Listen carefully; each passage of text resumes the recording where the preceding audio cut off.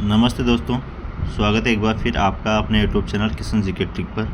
और आज अपन पढ़ेंगे गुर्जर प्रतिहार वंश। और जो गुर्जर प्रतिहार वंश से जो भी आज तक जो राजस्थान की सभी भर्तियों में जो क्वेश्चन प्रीवियस ईयर के जो क्वेश्चन है वो गुर्जर प्रतिहार वंश से जो संबंधित है उनको सारे को कवर कर लेंगे और सारे क्वेश्चंस को अपन समझ लेंगे, उनकी व्याख्या भी अपन समझ लेंगे। ठीक है, तो वीडियो स्टार्ट करते हैं। लेकिन उससे पहले आज मेरे 30,000 सब्सक्राइबर कंप्लीट होने वाले हैं, तो आपको बहुत बहुत धन्यवाद, आप सभी का प्यार और सपोर्ट बनाए रखने के लिए धन्यवाद, थैंक यू। तो गुर्जर प्रतिहार वंश के क्वेश्चन पढ़ने से पहले इसके राजपूतों की उत्पत्ति पढ़ लेते हैं, उसके बाद गुर्जर प्रतिहार, चौहान, गुइल सारे पढ़ते चलेंगे। ठीक है, तो उससे पहले मतलब राजपूतों की उत्पत्ति के बारे में पढ़ लेते हैं। ठीक है, तो अपना पहला क्वेश्चन रहेगा आज का, राजपूताना नाम का प्रयोग सर्वप्रथम कब एवं किसने किया था? राजपूताना नाम का प्रयोग सर्वप्रथम कब एवं किसने किया था? 1800 ईस्वी में जॉर्ज थॉमसन ने किया था।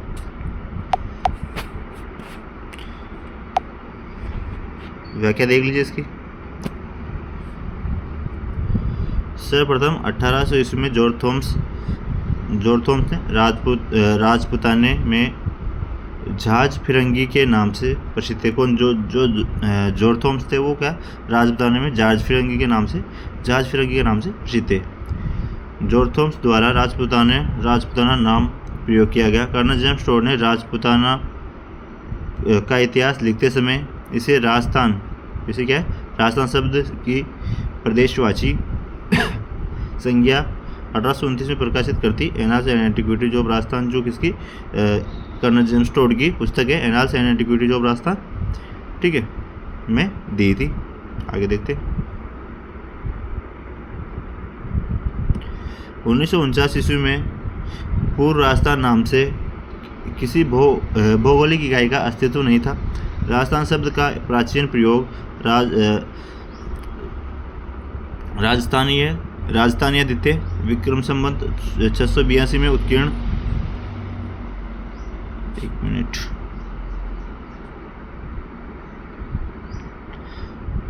वसंतगढ़ शिलालेख सिखाएं सिरोही में, सिरोही में मिलता है। स्वतंत्रता के बाद जब इस प्रदेश की विभिन्न रियासतों का एकीकरण हुआ तो 30 मार्च 1949 को सर्वसम्मति से इसका नाम राजस्थान रखा गया। कब रखा? 30 मार्च 1949 को सबकी सहमति से क्या राजस्थान नाम रखा गया था। 26 जनवरी 1950 को औपचारिक रूप से इस संपूर्ण भौगोलिक प्रदेश का नाम राजस्थान स्वीकार किया गया। स्वीकार कब किया था? 26 जनवरी 1950 को। ठीक है, नेक्स्ट क्वेश्चन है, अंग्रेजों के समय में राजस्थान को किस नाम से जाना जाता था? राजपूताना। नेक्स्ट क्वेश्चन है, निम्नलिखित में से जॉर्ज थॉम्स द्वारा राजस्थान के लिए सर्वप्रथम किन शब्दों का प्रयोग किया गया? राजपूताना शब्द का प्रयोग किया था जॉर्ज थॉम्स ने। नेक्स्ट क्वेश्चन है, भारतीय इतिहास में राजपूत वंशों का प्रभुत्व देश तक की अवधि के दौरान था। कौन सी अवधि के दौरान था? 8वीं से 12वीं शताब्दी के दौरान था।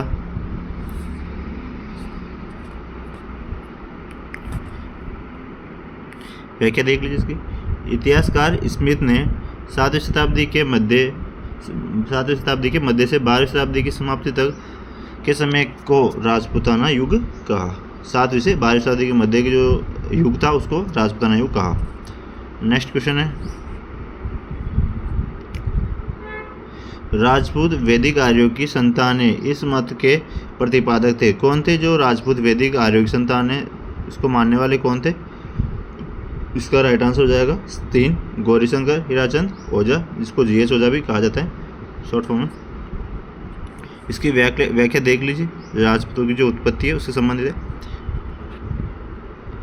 भारतीय देशी उत्पत्ति किसने बताया? आबू प्रदेश पर वशिष्ठ के कुंड से उत्पन्न अग्निवंशीय कुल चंद्रबरदाय का पृथ्वीराज आसो के अंदर तो क्या है, जो गुरु वशिष्ठ के अग्निकुंड से उत्पत्ति बताइए। इसके समर्थक कौन थे? समर्थक थे नैन्सी सूर्यमल मिश्रण, इसके समर्थक थे, अग्निकुंड की उत्पत्ति के समर्थक। प्राचीन क्षत्रियों की संतान, प्राचीन क्षत्रियों की संतान GH ओझा यानी गौरीशंकर, हीराचंद ओझा और शिवी वैद्य ने इनको क्या प्राचीन क्षत्रियों की संतान बताया। सूर्य एवं चंद्रवंशी मत, यह तो था डॉक्टर गौरीशंकर हीराचंद ओझा का, डॉक्टर दशरथ शर्मा का। सूर्यवंशी एवं चंद्रवंशी तो कोई गौरीशंकर ओझा और दशरथ शर्मा ने बताया। वैदिक आर्यों की संतान, वैदिक आर्यों की संतान विशुद्ध वैदिक कालीन क्षत्रिय विशुद्ध भारतीय आर्य, ये किसने बताया? शिवी वैद्य ने। ब्राह्मण वंशीय मत, ब्राह्मणों से उत्पत्ति कौन मानता है? DR भंडारकर और गोपनाथ शर्मा जो है ब्राह्मणों से उत्पत्ति मानते हैं राजपूतों की। सामाजिक आर्थिक प्रक्रिया की उपज, सामाजिक आर्थिक प्रक्रिया की उपज कौन मानते? ब्रजदुलाल चट्टोपाध्याय। कौन मानते? ब्रजदुलाल चट्टोपाध्याय। नेक्स्ट है मिश्रित अवधारणा, मिश्रित अवधारणा देवी प्रसाद चट्टोपाध्याय ने दिए कि मिश्रित है। नेक्स्ट है प्राचीन आदिम जातियों गोड़ खोकर भर आदि के वंशज कौन स्मिथ मानते हैं कि ये जो प्राचीन आदिम जातियां हैं गोड़ खोकर भर इनके वंशज हैं। नेक्स्ट है इनको समझते चले साथ साथ इनमें से क्वेश्चन हर बार बन रहा है। विदेशियों से उत्पत्ति, विदेशियों से उत्पत्ति किसने माना है? विदेशियों में शक सीथियन की संतान तो कौन? कर्नल जेम्स टोड मानते हैं। शक सीथियन की संतान कर्नल जेम्स टोड और विलियम क्रुक। शक और सीथियन की संतान तो कौन मानते हैं? कर्नल जेम्स टोड और विलियम क्रुक। ठीक है। शक यूची गुजर हूण, शक यूची गुजर हूण इसके कौन मानता है? VA स्मिथ, VA स्मिथ मानते हैं। और गुजर वंशीय मत कौन देता है? Doctor DR Bhandarkar, doctor Ishwari Prasad, ये गुजरों को श्वेत हूण मानते हैं। जो भंडारकर और ईश्वरी प्रसाद जी जो है गुजरों को सफ़ेद हूण श्वेत हूण मानते हैं। यूची कुषाण जाति के वंशज, यूची कुषाण जाति के वंशज जो कौन मानता है? Alexander Cunningham.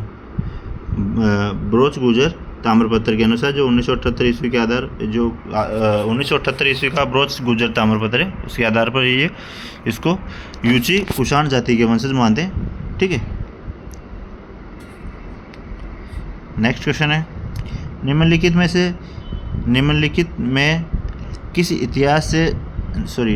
से किस इतिहासकार ने राजपूतों को शक अथवा सीथियन जाति से शक या सीथियन जाति के वंशज माना? शक और सीथियन जाति के वंशज किसने माना था? जेम्स टोड ने।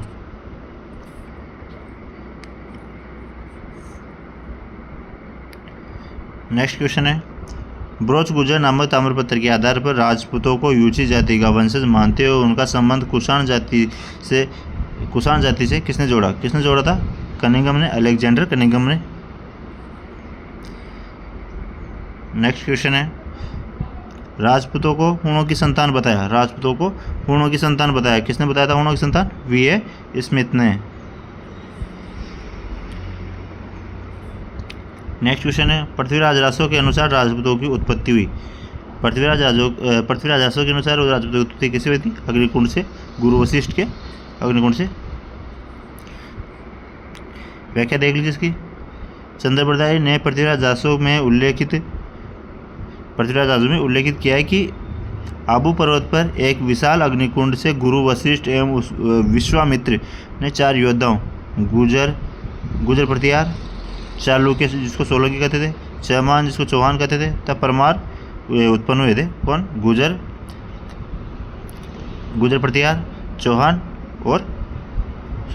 प्रतिहार चालुक्य चौहान और परमार, ये चार योद्धा उत्पन्न हुए थे गुरु वशिष्ठ के अग्निकुंड से।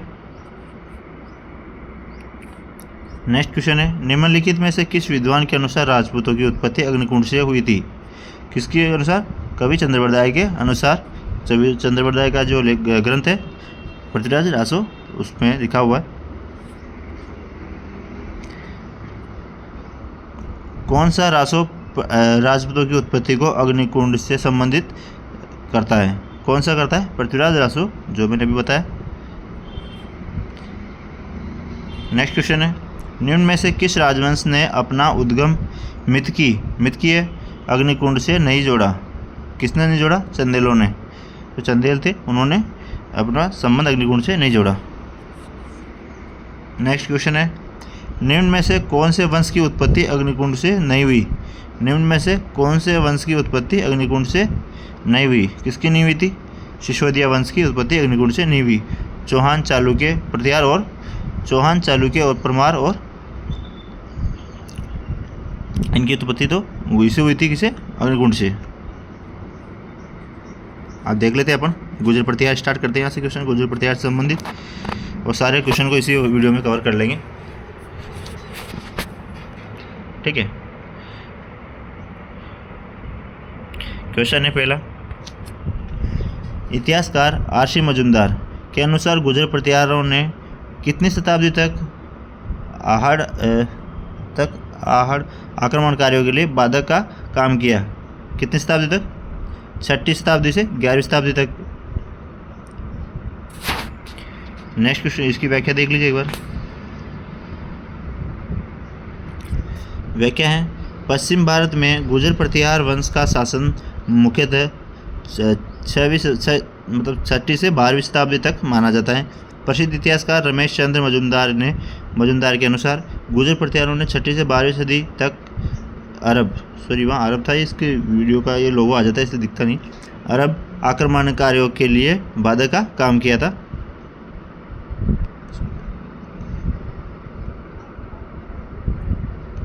नेक्स्ट क्वेश्चन है, 750 से 1000 ईस्वी के दौरान राजस्थान और अधिकांश उत्तरी भारत पर निम्नलिखित में से किसने शासन किया था? किसने शासन किया था? प्रतिहार वंश ने।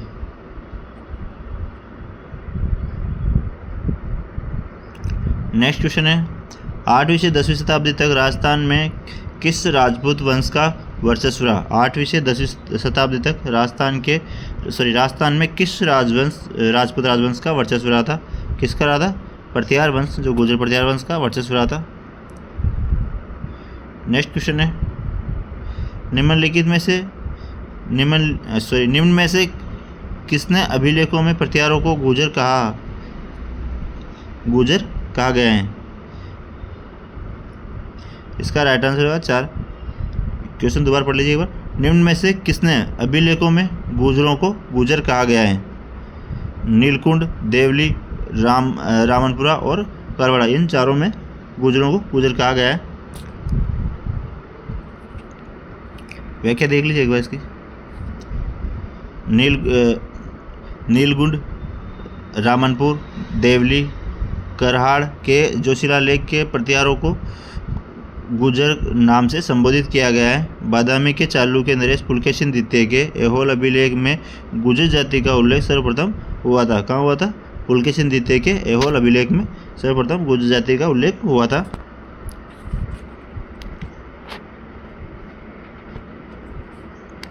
नेक्स्ट क्वेश्चन है, राजस्थान में प्रतिहार वंश के संस्थापक हरिश्चंद्र की राजधानी थी।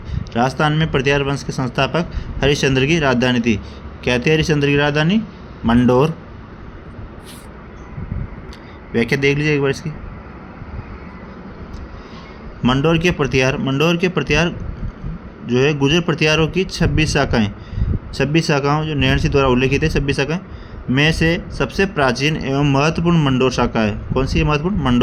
मंडोर के प्रतिहार जोधपुर में 837 में एवं घटियाला 861।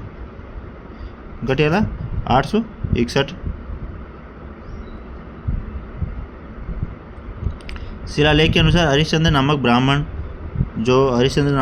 को क्या बोलते हैं? रोयल्दी के 2 पत्नियां थी, एक ब्राह्मणी और दूसरी सत्राणी, जिसका नाम क्या था? भद्रा। आगे देख लेते। ब्राह्मण पत्नी से उत्पन्न संतान ब्राह्मण प्रतिहार एवं सत्राणी भद्रा से उत्पन्न संतान क्षत्रिय प्रतिहार कहलाए। भद्रा के 4 पुत्र उत्पन्न हुए। एक तो भोज, भोगभट, कदक, रज्जिल और दह। इन चारों ने मिलकर मंडोर को जीता था।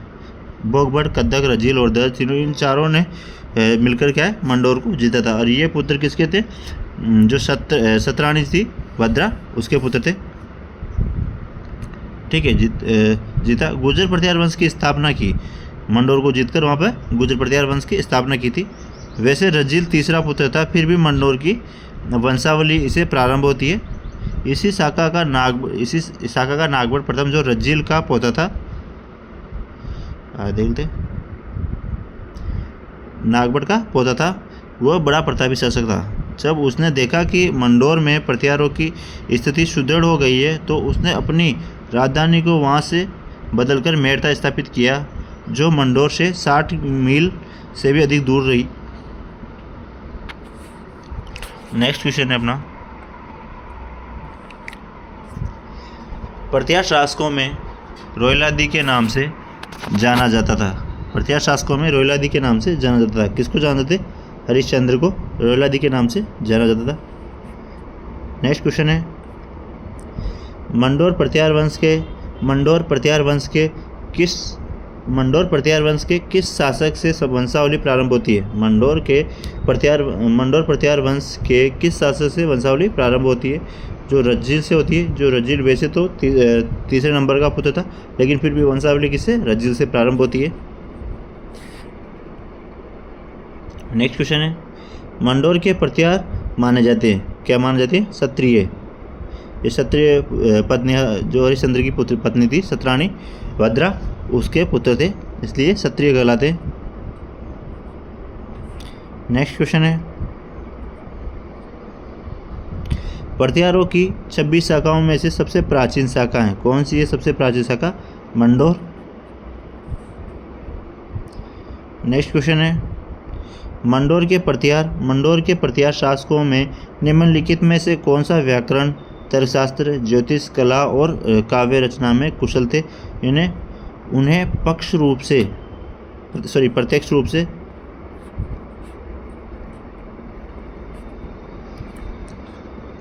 रूप से एक से अधिक भाषाओं में प्रतिष्ठित कवि के रूप में स्वीकार किया गया। कौन थे वो?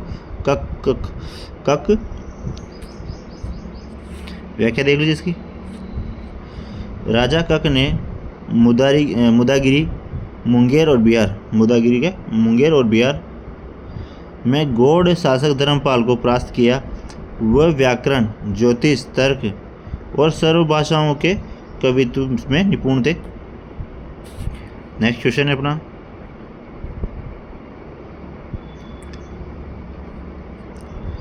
प्रतिहार वंश की मंडोर शाखा के किस शासक ने अपनी राजधानी मंडोर से मेड़ता स्थानांतरित की? ये क्वेश्चन है और इसका राइट आंसर हो जाएगा नागभट्ट प्रथम ने, जो क्या राजधानी मंडोर से मेड़ता स्थानांतरित की थी। अब देखो एक ही क्वेश्चन कितनी बार पूछा जा रहा है। पीटीआई में आ गया 2018 में, 2017 में द्वितीय श्रेणी अध्यापक में आ गया, AEN 2024 में आ गया, कनिष्ठ अनुदेशन में इलेक्ट्रीशियन में आ गया 2019 में, लाइब्रेरियन में आ गया 2020 में, और ग्रेड सेकंड में आ गया 2020 जीके में, और रासायनिक कितनी भर्तियों में एक ही क्वेश्चन रिपीट हो रहा है। तो ये सारे क्वेश्चन आपके लिए बहुत ही महत्वपूर्ण है, तो इनको सबको एक बार देखिए, इनकी व्याख्या भी देखिए। ठीक है, इनकी व्याख्या देख लीजिए। अब नागभट्ट प्रथम नरभट्ट का पुत्र था। नागभट्ट प्रथम कौन था? नागभट्ट का पुत्र। इसे नाहड़, नागभट्ट को नाहड़ भी कहते हैं। गठेला शिलालेख के अनुसार नागभट्ट ने मंडोर के पूर्व में राज्य की सीमा का विस्तार किया तथा मैदान तक मेड़ता को अपनी राजधानी बनाया।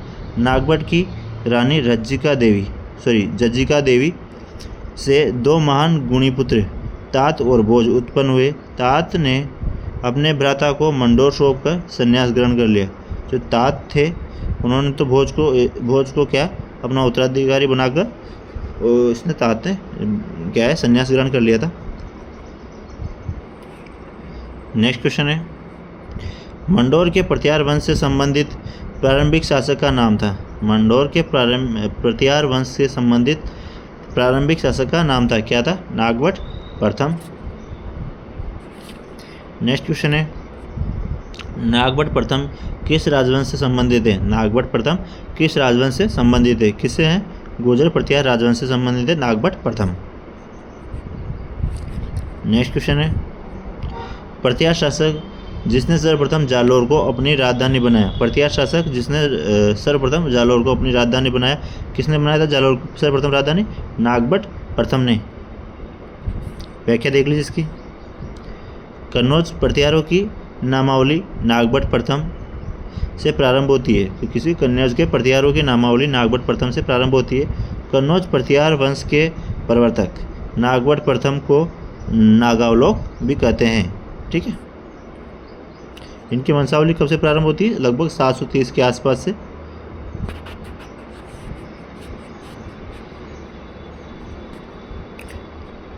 आगे देख लीजिए क्या।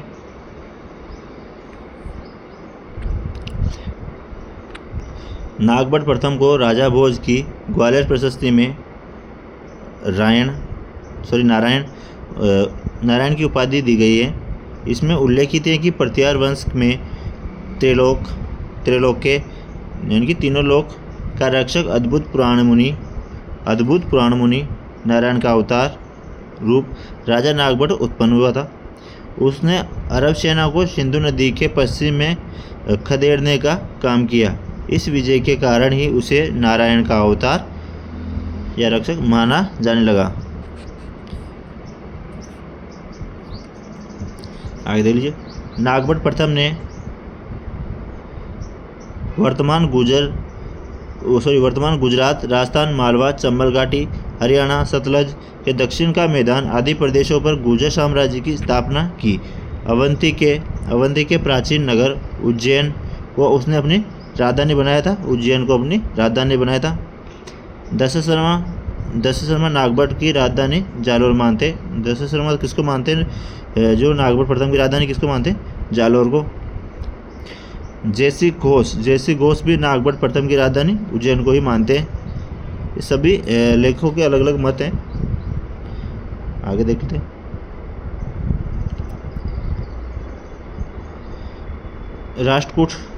राष्ट्रकूट राजा दंतीदुर्ग ने भी अरबों के विरुद्ध नागभट्ट प्रथम का साथ दिया तथा दोनों ने अपने इस सफलता पर उज्जैन नगरी में हिरण्यगर्भ समारोह का आयोजन किया था। हिरण्यगर्भ महादान समारोह का आयोजन किया था। नेक्स्ट क्वेश्चन है, प्रतिहार राजा नागभट्ट प्रथम के बारे में कौन सा कथन सही है?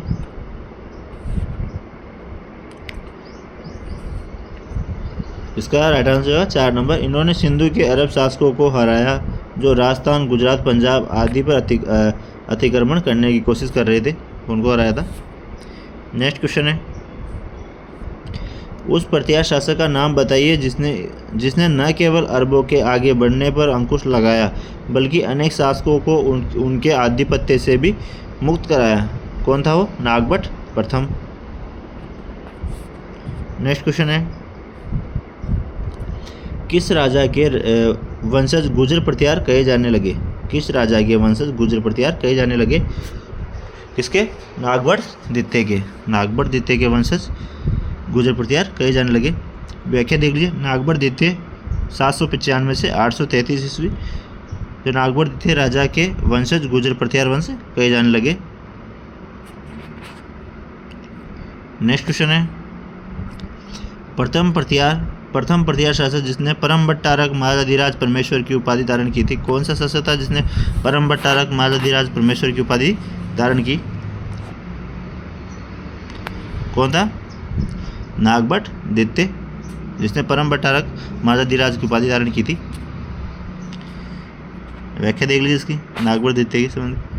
नागभट्ट द्वितीय प्रतिहार वंश का संस्थापक।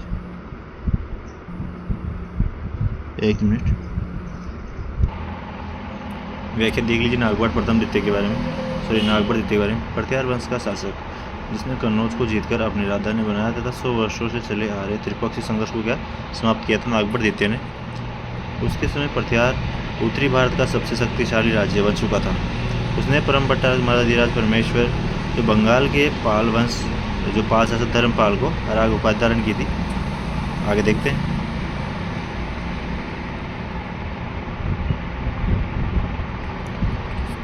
इसका उल्लेख 855 के भुज कला अभिलेख में हुआ। उसने बलि प्रबंध नामक ग्रंथ की रचना की। नेक्स्ट क्वेश्चन है, नागभट्ट द्वितीय का संबंध निम्न में से किस राजवंश से था? किससे था? प्रतिहार वंश से। नेक्स्ट क्वेश्चन है, गुर्जर प्रतिहार वंश के किस शासक ने अपने पराक्रम से गुर्जर प्रतिहारों की प्रतिष्ठा को पुनः स्थापित किया? कौन था वो? नागभट्ट द्वितीय। नेक्स्ट क्वेश्चन है, आदिवरा की उपाधि जिस राजपूत शासक ने धारण की वह था? कौन था? मिहिर भोज, जिसने आदिवरा की उपाधि धारण की। व्याख्या देख लीजिए इसकी। प्रतिहार शासक मिहिर भोज 830 से 885 ईस्वी ने भोज प्रथम, प्रभास, आदिवरा आदि उपाधियाँ प्राप्त की। ग्वालियर प्रशस्ति मिहिर भोज प्रथम की देन है। ग्वालियर प्रशस्ति किसकी देन है? मिहिर भोज प्रथम की देन है। नेक्स्ट क्वेश्चन है, किस प्रतिहार राजा के काल में प्रसिद्ध ग्वालियर प्रशस्ति की रचना की गई? किस प्रतिहार राजा के काल में ग्वालियर प्रशस्ति की रचना की गई? किसके? भोज प्रथम के काल में। नेक्स्ट क्वेश्चन है, कौन सी पुस्तक? नेक्स्ट क्वेश्चन है अपना, कौन सी पुस्तक गुर्जर प्रतिहार वंश की मिहिर भोज द्वारा रचित नहीं है? कौन सी पुस्तक जो धर्मघोष जो है मिहिर भोज द्वारा रचित नहीं है? नेक्स्ट क्वेश्चन है, इसकी व्याख्या देख लीजिए एक बार। मिहिर भोज द्वारा रचित ग्रंथ कौन सा है? योग्य, सूत्रवृत्ति, विद्या विनोद, भोज चंपू, शब्दानुशासन, श्रृंगार मंजरी, कृत्य कल्पत्रु, राजमंडार, प्राकृत व्याकरण, आयुर्वेद सर्वस्व, श्रृंगार प्रकाश, कर्म शतक, युक्ति कल्पत्रु, सरस्वती कंठाभरण, राज कारताड़ और सिद्धांत संग्रह जो किसकी है? मिहिर भोज की द्वारा रचित ग्रंथ है। नेक्स्ट क्वेश्चन है, राजशेखर किसके दरबार में था? किसके दरबार में था? मिहिर भोज प्रथम के महेंद्रपाल प्रथम के दरबार में था राजशेखर। व्याख्या देख लीजिए इसके बारे में। महेंद्रपाल प्रथम एवं महिपाल के राज दरबारी कवि राजशेखर थे। महेंद्रपाल प्रथम एवं महिपाल के राज दरबारी कवि कौन थे? राजशेखर। उसके दरबारी कवि राजशेखर ने कर्पूर मंजरी, काव्य मीमांसा, विदुषाल भंजिका, हरिविलास, भुवन कोश, बाल रामायण, बाल भारत आदि ग्रंथों की रचना की थी। किसने? राजशेखर ने विदुषाल भंजिका में अपने शिष्य महेंद्रपाल को रघुकुल तिलक, कर्पूर मंजरी में महाराष्ट्र चूड़ामणि और बाल भारत में रघुग्रामणी, रघुवंशियों में अग्रणी कहा। उनकी उपाधियाँ हैं, राजशेखर ने बाल भारत नाटक में महेंद्रपाल के पुत्र महिपाल को रघुवंश मुक्तामणि, रघुवंश रूपी ठीक है मुक्तामणि जो है मोतियों में मणि के समान बताया। रघुवंश रूपी मोतियों में मणि के समान और आर्याव्रत का महाधिराज कहा है। ठीक है, आगे नेक्स्ट क्वेश्चन है, निम्नलिखित में से कौन सी कृति प्रसिद्ध कवि, नाट्यकार और लेखक राजशेखर की नहीं है? कौन से? प्रभास चरित्र। नेक्स्ट क्वेश्चन है, निम्नलिखित में से कौन शाही प्रतिहार सम्राट महेंद्रपाल प्रथम का गुरु था? कौन था? राजशेखर। प्रतिहार शासक महेंद्रपाल प्रथम एवं महिपाल का दरबारी। प्रतिहार शासक महेंद्रपाल प्रथम एवं महिपाल का दरबारी कवि था। कौन था? राजशेखर, जो दोनों का दरबारी कवि था। नेक्स्ट क्वेश्चन है, कौन सा शासक गौड़ बंगाल में भोज प्रथम का समकालीन था? कौन था? देवपाल। ये इसकी व्याख्या देख लीजिए। अरब यात्री सुलेमान ने 1851 में मिहिर भोज प्रथम के कुशल प्रशासन एवं शक्तिशाली सेना की प्रशंसा की है।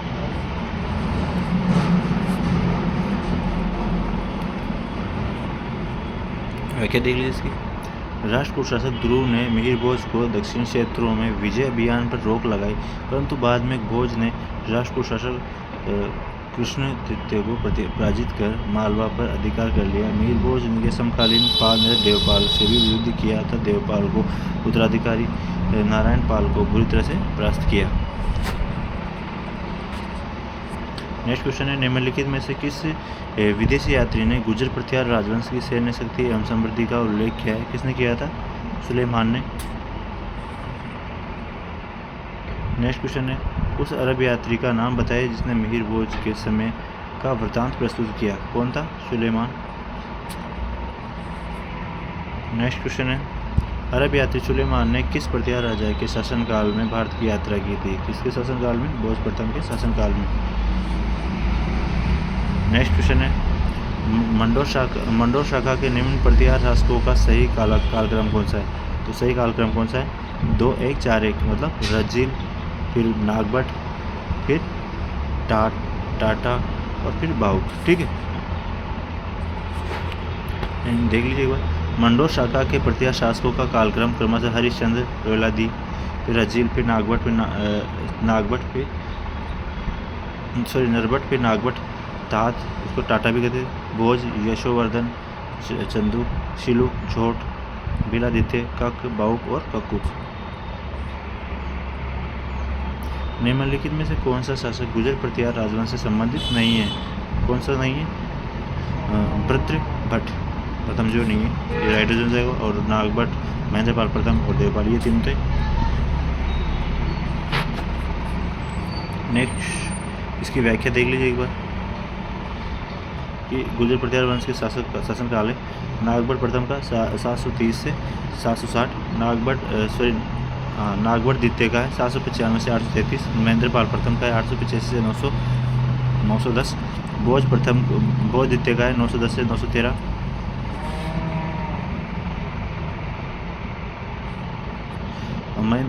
महिपाल प्रथम का है 910 से 943, महेंद्रपाल द्वितीय का है 945 से 948, देवपाल का है 948 से 949, त्रिलोचन पाल का है 1019 से 1027, यशपाल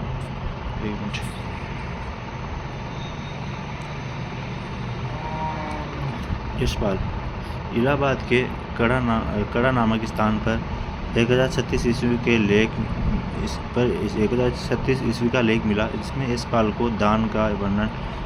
के दान का वर्णन है। इसके पश्चात किसी अन्य प्रत्यार नरेश का नाम ज्ञात नहीं होता। 1093 के आसपास चंद्रदेव गढ़वाल ने प्रत्यारों से कन्नौज छीनकर इसके अस्तित्व को समाप्त कर दिया।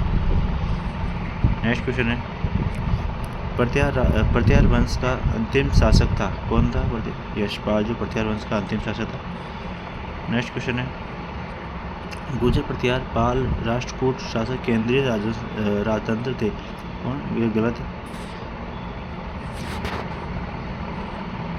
व्याख्या देख लीजिए, गुर्जर प्रत्यार पाल राष्ट्रकूट शासक जो ने केंद्रीय शासनात्मक राजतंत्र शासक था, जिसकी पुष्टि अरब यात्री अल-मसूदी और सुलेमान ने की। शासन को सुविधा की दृष्टि से प्रांतों में विभाजित किया गया, जिसके अधिकारी स्थानीय राजपुरुष कहलाते थे। प्रत्यार शिलालेखों में पदाधिकारियों का उल्लेख ये आता है, क्या आता है? राजपुरुष। नेक्स्ट क्वेश्चन है, गुर्जर प्रत्यार शासक मथन देव कहाँ शासन करता था? कहाँ शासन करता था? राजौरगढ़ में।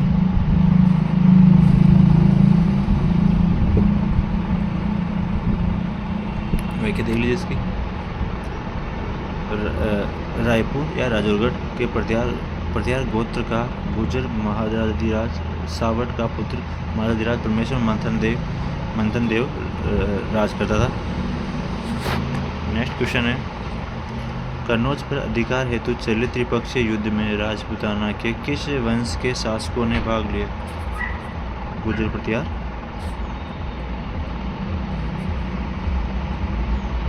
नेक्स्ट क्वेश्चन है, दक्षिण में राष्ट्रकूट, पूर्व में पाल,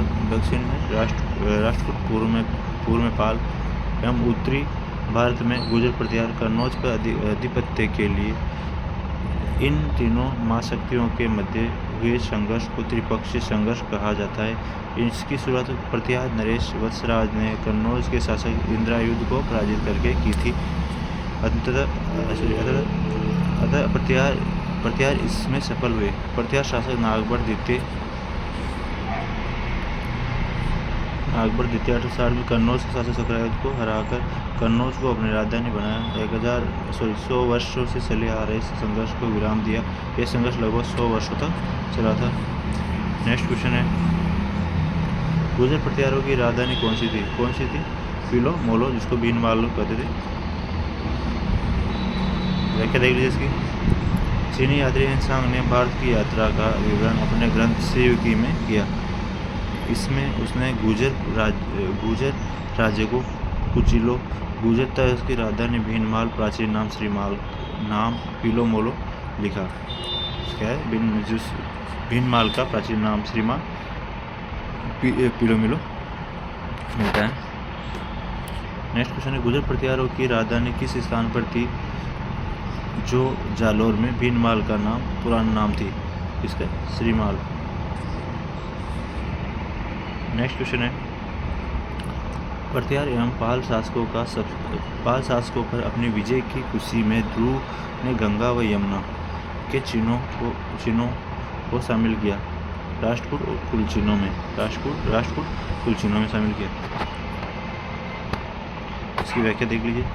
ध्रुव ने अवंती नरेश, वत्सराज, पाल नरेश, धर्मपाल पर आक्रमण कर उन्हें प्राप्त किया। बड़ौदा अभिलेख से यह स्पष्ट होता है कि इस विजय के उपलक्ष्य में राष्ट्रकूट ध्रुव ने राष्ट्रकूट कुलचिन्ह एल्बम में गंगा यमुना के चिन्हों को सम्मिलित किया। नेक्स्ट क्वेश्चन है, गुर्जरों को किस शासक ने पराजित किया? इस प्रभाकर वर्धन ने पराजित किया था। व्याख्या देख लीजिए। प्रभाकर वर्धन ने गुर्जर प्रतिहार साम्राज्य, जिसका विस्तार दक्षिण पश्चिम राजस्थान तक था, जो समाप्त कर वर्धन वंश की स्थापना की। नेक्स्ट क्वेश्चन है, प्रतिहार शासक के शासनकाल में जैन ग्रंथ हरिवंश पुराण कुवलयमाला की रचना हुई। किसने की? वत्सराज ने। व्याख्या देख लीजिए इसकी। मीरभोज की ग्वालियर प्रशस्ति में महाराज वत्सराज को बहुसंख्यक भूप्रीतों तथा उसके शक्तिशाली सलाहकारों को गीत को समाप्त करने वाला कहा। उनके दरबारी जैन मुनि रतन सूरी ने 778 में कुवलयमाला ग्रंथ में महाराज वत्सराज को राणास्तीन कहा। 783 में वर्धमानपुर में जैन मुनि जिनसेन ने हरिवंश पुराण नामक जैन ग्रंथ की रचना की। त्रिकोणात्मक संघर्ष की शुरुआत गुर्जर प्रतिहार नरेश वत्सराज ने की थी। कन्नौज के शासक इंद्रायुध को परास्त कर कन्नौज पर अधिकार कर लिया, इसलिए वत्सराज को प्रतिहार वंश का वास्तविक संस्थापक माना जाता है। किसको मानते हैं? वत्सराज को प्रतिहार वंश का वास्तविक संस्थापक माना जाता है। नेक्स्ट क्वेश्चन है, वह गुर्जर शासक जिसने रणस्तीन का विरुद्ध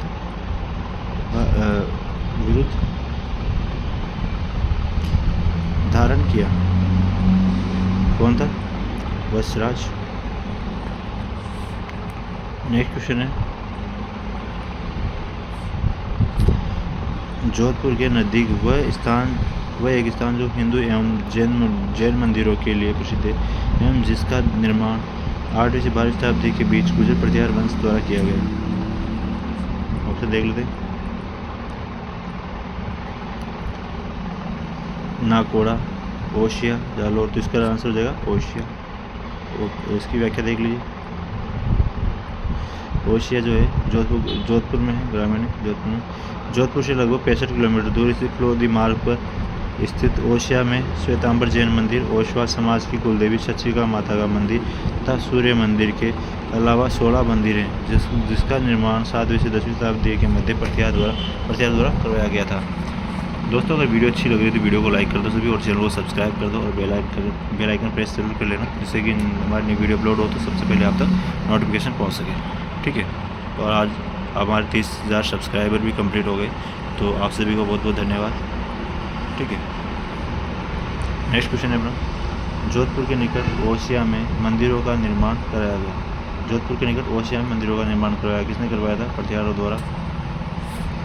नेक्स्ट क्वेश्चन है, ओशिया में महाविश्वामी को समर्पित जैन मंदिर का निर्माण किस राजा के काल में हुआ? किस राजा काल में हुआ? वत्सराज प्रतिहार के काल में। व्याख्या देख लीजिए इसकी। कोशिया में महावीर स्वामी को समर्पित जैन मंदिर का निर्माण वत्सराज प्रतिहार ने करवाया था। नेक्स्ट क्वेश्चन है, निम्नलिखित में से कौन सा शासक जालोर के चौहान वंश से संबंधित नहीं था? जालोर के चौहान वंश से संबंधित नहीं था, कौन सा था? वत्सराज जो है। नेक्स्ट क्वेश्चन है, व्याख्या है, वत्सराज गुर्जर प्रतिहार वंश का प्रतापी शासक हुआ। उसने मांडी वंश को पराजित किया तथा बंगाल के धर्मपाल को भी पराजित किया। वत्सराज को रणास्तीन कहा। ठीक है दोस्तों, नेक्स्ट वीडियो में अपन देखेंगे गुर्जर प्रतिहार वंश। इस वीडियो में अपना गुर्जर प्रतिहार वंश कंप्लीट हो गया और नेक्स्ट वीडियो के अपन पढ़ेंगे चौहान वंश।